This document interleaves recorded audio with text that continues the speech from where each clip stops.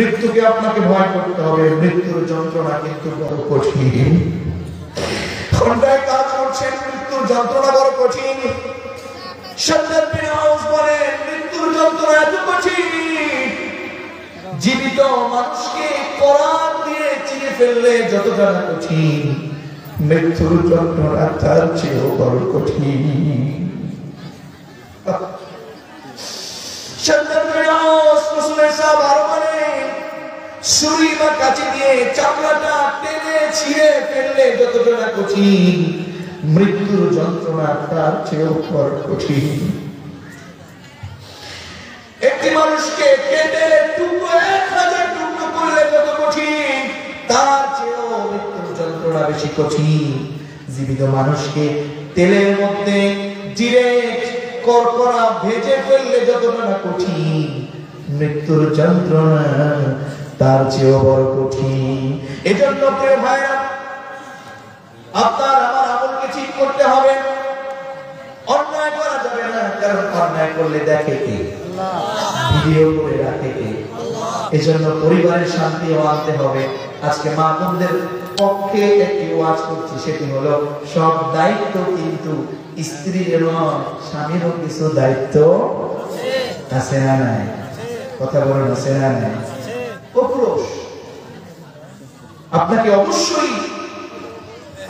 অবশ্যই স্ত্রীর প্রতি সময় দিতে হবে। স্বামীর পক্ষ থেকে স্ত্রীর জন্য অনেকগুলো কাজ আছে, তার মধ্যে বিশেষ করে 4টি কাজ বিশেষ করে করতে হবে। এক হচ্ছে দেউরি, মহারণা দিতে হবে। কি দিতে হবে? স্ত্রীদেরকে আজকে মহারণা দেয় বলে মাফ করে দিয়েছে। আমি ভুল বলছি, কখন স্ত্রী মহারণা মাফ করে না। যদি বলে আমার উস্তাদ জাইনুল আবেদিন, এই ভাইয়ের নামে আমার উস্তাদের এক মুহাদ্দিস নাম রয়েছে, দোয়া করছি আল্লাহ হাফিজাহুল্লাহ, আল্লাহ তাকে হেফাজত করুন, আমিন আমিন। তিনি আমাকে বুঝাতে গিয়ে আমাকে বলেছিলেন, আমার খুব ভালো লেগেছে তার সেই দাসটি।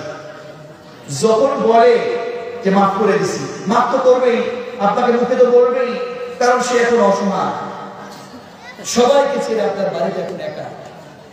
কথা বলে দেখেন, বলে মাফ করছি না, মাফ করে দেখো। তুমি যদি মাফ করে আমার কথা নাও, হুজুর বলেছেন, শায়েখ বলেছেন, কি বলেছেন, তুমি সাথে সাথে বলো আমি তোমাকে রাখবো না, তারা দিয়ে দিব। সেও সাথে সাথে বলবে, যেহেতু রাখবাই না শেষ পর্যন্ত, একেবারে শেষে, তাহলে আমি যা পাই তা দিয়ে দাও। এই যে হেড মহাদিস বসা আছে, তারপরে মোহরটা মাফ করে। আপনারা এই জন্য মোহর খুব বেশি ধরবেন না। মোহর বেশি ধরার মধ্যে বারাকা নাই। মোহরটা কমিয়ে ধরবেন। নগদ বিয়ের মধ্যে রাখবেন, খুব 5000 টাকা নগদ নিন, সেটার মধ্যে বারাকা আসবে। মোহরটা দিতে হবে স্বামীর জন্য। 2 নম্বর কাজ হচ্ছে অবশ্যই তাকে তার খাবারের ব্যবস্থা নিতে হবে, তার রাখার ব্যবস্থা নিতে হবে। তাকে চাপ দেওয়া যাবে না, তার মনের চিন্তাটা বুঝতে হবে। তার স্ত্রীর প্রতি তাকে ভালোবাসা রেখে সময় দিতে হবে। আবার স্ত্রীদেরকেও মনে রাখতে হবে, আপনি ওই বাড়ির একজন ইনচার্জ। বাড়ির কি ইনচার্জ বুঝেন তো? ইনচার্জ, দায়িত্ববান আপনি ওই বাড়ির। আপনার সন্তানকে মানুষ করতে হবে। আজকে সন্তানকে মানুষ না করে মোবাইলের মধ্যে সময় দিচ্ছে। মোবাইলের মধ্যে সময় দিচ্ছে। আজকে শাশুড়িকে সময় দিচ্ছে না, সিরিয়াল দেখার সময় দিচ্ছে। আপনি ক্লোথিং, ফুডিং দায়িত্ব নিয়েছেন, আপনি দায়িত্ব পালন করুন। স্বামীর সাথে ভালো আচরণ করুন। সব দায়িত্বই আবার স্ত্রীদের নয়, স্বামীরও কিছু দায়িত্ব আছে, ঠিক কিনা? আবার স্ত্রীদেরও কিছু দায়িত্ব। হাজবেন্ডের সাথে ভালো আচরণ করতে হবে। হাজবেন্ড আপনাকে বলছি, আপনার স্ত্রীর সাথে ভালো আচরণ করতে হবে। ভালো আচরণ করার সাথে সাথে স্ত্রী ব্যক্তিগত কাজের কিছু সুযোগ সুবিধাও দিতে হবে, ব্যক্তিগত কিছু চয়েসের সুযোগ দিতে হবে। আপনারা আমরা স্ত্রীর প্রতি যথেষ্ট নির্যাতন করছি। আবার একটি মামলা আমাদের দেশে আছে, আপনাদের দেশে আছে কিনা জানি না, নারী নির্যাতন। এখন বর্তমানে এত বেশি পুরুষ নির্যাতন হচ্ছে, আমার মনে হয় পুরুষ নির্যাতন মামলা করাও দরকার। ঠিক এমন ভাবে বলতেছে মনে হয় এখানেও আছে। যাই হোক, স্ত্রীর কাজের প্রশংসা করবেন। স্ত্রীর কাজে কি করতে হবে? প্রশংসা করতে হবে। আর এমন প্রশংসা না যে এক ব্যক্তি মাহফিল থেকে শুনে বাড়িতে গিয়ে বলতেছে খাবার দেওয়ার পরে, আজকের রান্নাটা খুব সুন্দর হয়েছে, মাছ রান্নাটা। সে তো তেলের আগুনে খুব জ্বলছে। কি জ্বলছে? সারা জীবন হুজুরের আলোচনা শুনে গিয়ে বাড়িতে গিয়ে প্রশংসা করবো, যাও প্রশংসা করা লাগবে। সারা জীবন তুমি আল্লাহর প্রশংসা করলে না, আজকে সন্ধ্যার সময় পাশের বাড়ির ভাবি একটু বস্তু রান্না করে দিছে, আজকে তোমার প্রোগ্রাম হয়ে গেল। এটা একটু বুঝে শুনে প্রশংসা করি, সময় বুঝে শুনে জেনে বুঝে প্রশংসা করি। এরপরে বিদেশে যারা যাচ্ছেন 6 মাসের বেশি গিয়ে কাটাবেন না। আপনার স্ত্রীর সময়কে নষ্ট করবেন না। এরপরে সুন্দর নামে স্ত্রীকে ডাকবেন। স্ত্রীকে ডাকবেন খালিদা, পানি দাও, নাম ধরে ডাকবেন। খালিদা, জুতো ভেঙিয়ে দাও, অর্ডার করতে হবে। আর রিজাল নিসা, আপনারা অনেক দেরিতে উঠিয়েছেন, মানুষ থাকবে কেন? যারা খুব শক্ত আছে এরাও তো বসে আছে, এই জন্য আপনাদের আরো আগে উঠানো উচিত ছিল। তো যাই হোক, আটটা আলোচনা যা হয়েছে কালকে আজকে মানতে তো পারবেন ইনশাআল্লাহ। এরপরে স্ত্রীকে কাজে সহায়তা করবেন। রাসূল নিজে কাজের সহায়তা করেছেন। ঠিক, আপনি শুধু অর্ডার দিবেন না, কাজে সহায়তা করেছেন। আল্লাহর নবী, বিশ্ব নবী যুদ্ধের ময়দান থেকে এসেছেন, তরবারি নিয়ে এসেছেন। এসে দেখছেন স্ত্রীর কাজে এখনো রুটি বানানো হয়নি। আমার রাসূল সেই যুদ্ধের ময়দানের তরবারি দিয়েই সে তরকারি কেটে কেটে স্ত্রীকে সহায়তা করেছেন। আপনি যদি রাসূলের সুন্নাহ পালন করতে চান, স্ত্রীকে কাজে সহায়তাও করা লাগবে, ঠিক কিনা বলুন? হালাল বিনোদন দিতে হবে। হালাল বিনোদন স্ত্রীকে নিয়ে রাসূল কত চমৎকার করে প্রতিযোগিতাও দিয়েছে। আম্মা জান আয়েশাকে নিয়ে প্রতিযোগিতা দিয়েছেন দৌড়ের, মনে আছে? সেখানে প্রথমবার আম্মা জান আয়েশাকে জয়ী করে দিলেন। আম্মা জান আয়েশা হাসতেছিলেন।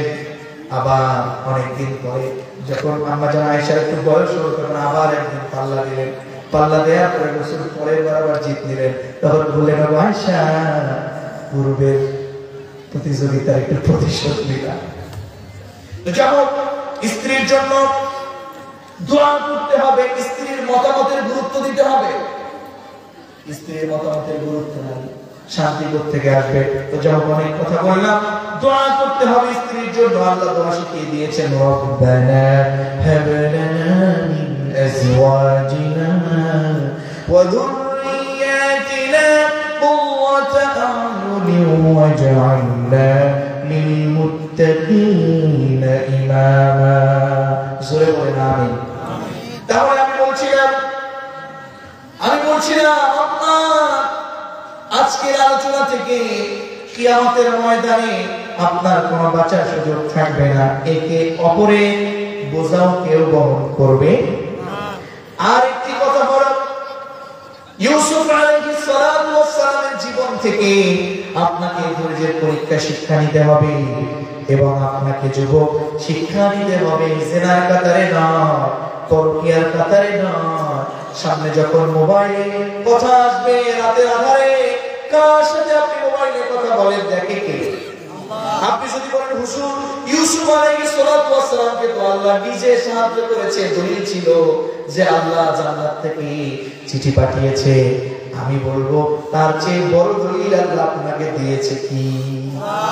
সবাই বলে এই কোরআন থাকার পরেও তুমি অন্যায় করছো, অপরাধ করছো, তোমাকে কিন্তু আল্লাহ জান্নাত এমনি দিয়ে দিবে না, পরীক্ষা দিয়ে পাস করতে হবে, ঠিক কি না? এজন্য আসল আজকের ইন্ডিয়ার ভাইরা 3টা দিন মাহফিল থেকে যা হলো, তার মূল কথা কি জানেন? তার মূল কথা হলো আনিবুদুল্লাহ। মূল কথা কি? আনিবুদুল্লাহ। আরেকটি কথা হলো ওয়াকাদা রাব্বুকা আল্লা তা'বুদু ইল্লা ইয়্যাহু ওয়া বিল ওয়ালিদাইনি ইহসান। কদা কি বলেন তো? আল্লাহ বলেন কদা, কদা মানে হচ্ছে রায়, এলাকা। আল্লাহ বলেন আল্লাহর ফয়সালা, আল্লাহর রায়। আল্লাহ ডেকে ডেকে বলছেন ওয়াকাদা রাব্বুকা আল্লা তা'বুদু ইল্লা ইয়্যাহু ওয়া বিল ওয়ালিদাইনি ইহসানা। ওগো রাসূল, আমি আপনার রব হয়ে আপনাকে এই রায় দিচ্ছি যে যদি গোলামি করতেই হয় আল্লাহর জমিনে একজনের গোলামি করবেন, তিনি কে? হাত্তা তা'বুদু বিল্লাহি ওয়া বিল ওয়ালিদাইনি ইহসানা। আরেকটা রায় হলো পিতামাতার সাথে সদাচরণ করতে হবে। কে বলছে? আমি একটা ভুল ভেঙে দিব আজকে যা আছে তাদের মধ্যে। আপনাদের মধ্যে একটু অর্থটা বলেন তো, এখানে কি হবে? হুজুর তো আছেন এখানে। ইম্মা ইয়াবলুগান্না ইনদাকাল কিবারা আহাদুহুমা আও কিলাহুমা ফালা তাকুল লাহুমা উফফিন ওয়া লা তানহারহুমা ওয়া কুল লাহুমা কওলান কারীমা। জোরে আল্লাহু আকবার। وقضى ربك ألا تعبدوا إلا إياه وبالوالدين إحسانا বলে রাসূল বলেন ইম্মা ইয়াবলুগান্না ইনদাকাল কিবারা আহাদুহুমা আও কিলাহুমা ফালা তাকুল লাহুমা। অর্থ কি বলেন? পিতামাতার সাথে এমন আচরণ করা যাবে না যাতে করে পিতামাতা কি বলে বলে। এই ব্যাখ্যাটা ভুল। আমি বলছি এইটা ব্যাখ্যা ভুল, যে পিতামাতা যেন উফ শব্দ ব্যবহার না করে, এটা ভুল। এই ব্যাখ্যাটা ভুল। আমি দলিল দিয়ে, কোরআন দিয়ে, আয়াত দিয়ে বলছি, ভেঙে ভেঙে অর্থ করে বলছি। ইম্মা ইয়াবলুগান্না ইনদাকাল কিবারা আহাদুহুমা, যখন পিতামাতা বৃদ্ধ হয়ে যাবে, এই পিতামাতার মধ্যে দুজনেই যখন আপনাদের কাছে থাকবে, হোক পিতা হোক মাতা, আও কিলাহুমা, অথবা তাদের দুজনের একজন যদি থাকে, হোক বাবা কিংবা মা, ফালা তাকুল, অর্থ হচ্ছে সুতরাং লা তাকুল, লা তাকুল তুমি বলো না। কাকে বলছে? সন্তানকে বলেছে। সন্তানকে বলেছে লা তাকুল, তুমি বলে না উফ। তুমি বিরক্তকর কোন শব্দ উফ বলবে না, কারণ তোমার এই পিতামাতা না। পিতামাতা উফ বলতে পারে কারণ সে বুড়ো হয়ে গেছে, এখন অনেক কিছুই বুঝবে না, কারণ আপনারা বলেন বুড়ো আর বুড়ো কি সমান।